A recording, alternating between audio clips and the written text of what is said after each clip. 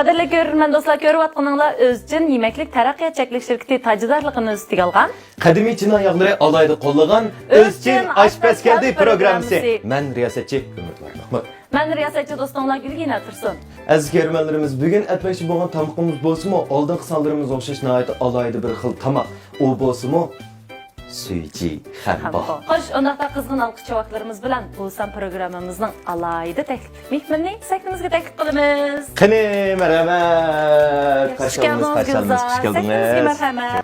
Yaxshimizlar ko'rurmanlar, men Shinjang Albek mablag' silish shirkati Yallo do'kon mudiri Gulzor Abduqayimova. Oldindan mashg'ulot boshlashdan burun mush materiallardan bir tanishib o'tgan bo'lsak, qijimi qilish qanday materiallar ketadi, lekin boshqa ichki qanday materiallar ketadi. Boshqa tushuntirib berasiz. Bunun ketarlik materiallar bo'lsa, shansay, sho'xla, tuz, zira, samsaq uni, qarmosh, ahmosh, anankin zencevil talqini, sümlük mi, anankin salat qiyami. Salat qiyami. Tayyorlab olgan, qiyma qilib olgan jishonro. To'g'ri qiyma. Ondan boshqa buni albatta undaq bolkani ichiga solamiz. Ondan boshqa eng asosiy materiallarimiz bolka. Bolka. Unda bo'lsa, endi birinchi bosqichdan boshlab qadam qo'yib ketamiz. Bo'ldi. Umidvarni bak yig'iz kelib ketdi. Aldirak ketib. Aldirak kelib Yana bir so'roq shu, qijimi qilish uchunmi, bunimi oldida mashg'ulotlar bor. Aslida bir qisqichtab o'tib ketgan bo'lsa. Avval tayyorlab olgan, ya'ni to'g'ri go'shtni, mayda go'shtni ayildagi qiyma qilish mashinamizda ezib bo'lgandan keyin anadagi bunga har xil tayyorlab olgan materiallarimizni silib ilashtiramiz. Biz avval manazir akagini bo'lsa, qiyma qilish mashinasida tayyorlab olgan qiyma. Endi bunga tam xurishlarini solamiz, shunaqmi? Bunga oz miqdordagi tuz, oz miqdordagi zira, Sat yerim qo'shiqdan bosib bo'ladi. Yerim qo'shiqdan bosib bo'ladi. Baliq qo'shiqdan yerim qo'shiq. Yana ozroq miqdordagi samsaq uni. Yana ozroq miqdordagi qalmoq, xiyxuja, andan keyin ozroq miqdordagi bayxuja. Bunga yana chanab tayyorlagan Sinjangdan ozroq solamiz. Misni birli vaqt savol ekanmiz. Buni aralashtiramiz. Andan keyin buni aralashtiramiz. Gulzor endi hozir bizningki tayyorlab olgan o'sha qiymamiz qancha bo'lkaga yetadi taxminan? Taxminan 4 kishilik. 4 kishilikmi? Ha, bu 3 kishilikni o'zamisan bir kishi. Bir kishilik deydigan bo'ldim mana. Gulzor mana endi qiymanimi tayyor qilib oldik. Bu 20 minut tamlangacha biz boshqa bosqichlarni tamomlab turamiz. Bo'ldi. Biz qiymamiz tamlangangacha oldin tayyorlab olgan chisuyu, ya'ni o'simlik mevasini qizitib olgach turaylik. Mushuna şey solamiz, shunaqmi? Ochaymi? Gulzor, bunga cho'qim shu o'simlik meni ishlatishimiz kerakmi, chisuyoni? To'g'ri. O'simlik meni ishlatgan chog'imizda har qanday qiyma, har qanday go'sht, churuk, yumshoq holatda chiqadi. Qitib olmaydi. Qitib olmaydi. Xo'sh, endi avval dedingiz, Gulzor, masalan, mush chisuyu bo'lmasa, matamoqqa yaxshi olmaydi, masalan, nima qilish. Endi odatda uylarda bu yo'q ahvolasida odatda maydan ishlasak bo'ladimi? Odatda maydan ishlasak ham bo'ladi. Demak, odatda may deganimiz bek odatda may emas, u bo'lsa qadimiy Chin yog'lari. U odamning ko'ngliga tegmaydigan, nihoyat yaxshi may. Hozir endi bizning 20 minut tamamlab yurgan go'shtimizni tayyor qildik. Buni ayrim salamizmi yo mushta biraqdan valaq qilsak? Yo'q, buni bir kishikni 120 gramdan o'lchab olib, bir kishikka 120 gram go'sht ketadi oysa, qalamdirib bo'lgandan keyin. To'g'ri. Endi oilada balkim nurg'unlarimizning oilalarida hozir ham nas qulay bo'lib ketdi. Bu bunday kichik tarozilar bor. Undan boshqa endi taroz bo'lmagan sharoit ostida, ya'ni cho'nliqini ko'rib olsak, shu bo'yicha shu bir sho'qulning cho'nliqda qilib olsak bo'ldi ekan. Mana mushunchalik cho'nliqda yumaloq holatda qilib olamiz ekan. Mana. Katta. Ham buni ichidagi go'shtdek. Demak, endi boyami Gulzor deb o'tdi, o'zimizning ehtiyojiga asosan qilsak bo'ldi ekan. Endi kichik bolalar balkim bir butun qamboni to'liq yeb olmasligi mumkin. Unda bo'lgandan keyin miqdorni biza ozaytib jiqaroq yegisi bola miqdorini jiqaytib deganday shu 120 gram atrofida kontrol qilsak bo'ldi ekan. Endi buni oilada qilgan vaqtimizda cho'qim to'ng'atqo'g'i silib, yarim soatdan 1 soat to'ng'itib olgandan keyin anamga tayyor qilamiz. Chunki qiyma yumshoq holatda uni silib mayga solganda parchalanib ketish ehtimoli yuz beradi. Unda to'ng'atqo'g'i sepib turamiz. Endi o'tganda qaysi biz yuvib tayyorlab olgan shansay bilan sho'xlini to'g'ri tayyor qilamiz. Oilada qilgan boshqa o'zinglar yaxshi ko'radigan, bolalarga yaxshi ko'radigan har xil saylarni artsan silib qilsanglar bo'ldi. Biz bu yerda Sho'xliq bo'ldi shuna. sho'xli. Sho'xliq qilsam bo'ldi, undan boshqa xongva qilsam bo'ldi shuna. Anandan keyin har bir hambolma ichiga 2 parcha sho'xli yaproq salsanlar bo'ldi.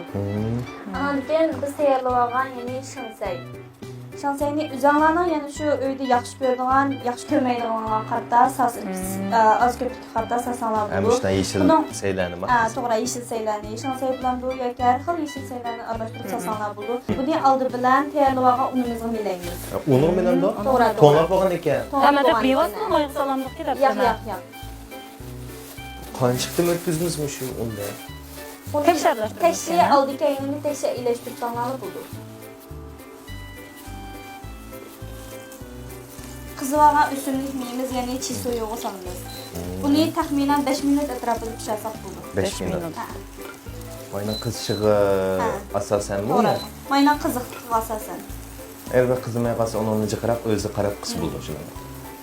Oyilda o't besimimiz unchalik yuqori bo'lmaydi, mayning qizishini chekib bo'ldi. Shunlashqa mayni bakrab qizdirib uzoqroq qalat pishirsanlar bo'ldi. Odatda do'konlarda bo'lsa biz mayni biraqdan chilashqiday qalatda sevatga solgandan keyin anandan keyin pishiramiz. Oyilda hozir chilashtirmay oldi keyinni pishirib qilsanlar bo'ldi. Hamda uylardami ba'zan vaqtda hamma ota-onalar ishlab, xizmat ishlari bilan obayni degandek bugungi tomoq hamda bolalar bilan cho'nglarga bekrak mos kelganmizmi yumshoq bo'lgandan keyin. Chiroyli. Pishdimda Pishdim da. Ma birinchisi pishdim da o'tdi. Shunday qafamda qarab ketdi bu safar. Vaqtini 5 minut bo'ldi ya. 5 minutmi asosan pishib qoldi. Undan bek chiqib turg'izsak, boyada qattiq bo'lib qoldi yoki ta'minli kuyib tan bo'lib qoldi deb. Rengi bek chiroyli chiqdi ya. Buni oyilda qilgan vaqtimizda o'zinglarning yana yoqtirib yeyishi qarta bekrak pishiq yemsizlar yoki bek unda bek qizartirmay yemsizlar shuni qarta pishirsanlar bo'ladi. Hamda bugungi pishog'im normal pishqini bo'ldi. To'g'ri. Hamda tayyorlab olgan bo'lkimizni ilib orasini ochgandan keyin 25 gram qiyam. 25 gram. Salat qiyam. Salat qiyam. To'g'ri. Salat qiyam suyab bo'lgandan keyin o'zimiz yaxshi ko'rgan ob'yam tayyorlab olgan shansayni solamiz. Andan keyin uni ustiga ob'yam biz tayyorlab pishirib olgan to'g'ri kotletimizni. Andan keyin buni ustiga ob'yam biz kesib tayyorlab olgan sho'xli yaproqchidan 2 parcha qo'ysak bo'ldi.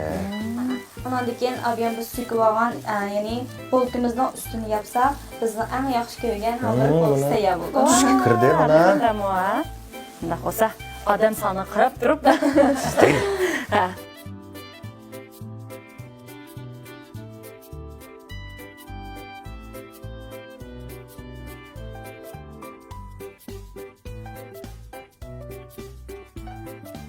Qadrli ko'rurman do'stlar, mana bizningki bugun o'rganmoqchi bo'lgan tomoqimiz, ya'ni to'qi go'shti kotleti bolkisi. Bolkisi tayyor bo'ldi.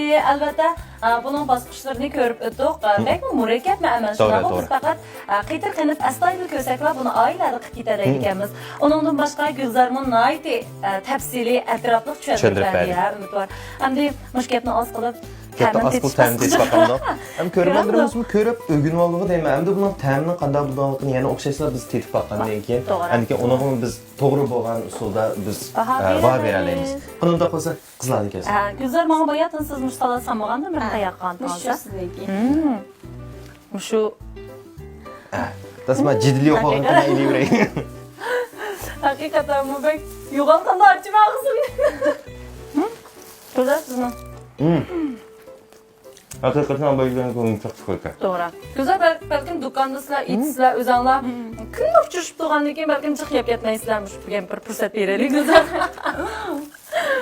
Haqiqatan meni ham salat samog'an salat samog'an ta'mi birinchidan bolkisi boya deganimizdek nayti yumshoq chiqdi. Undan boshqa ichiga solgan boya kotletmi, nayti o'lchamli pishibdi, qattiq emas, yumshoq bo'lib qolmoqda. Demak, bu shinsay bilan, sho'xli bilan birlashib, balkim ko'rmalarning bek yeganlar ketadi deyman.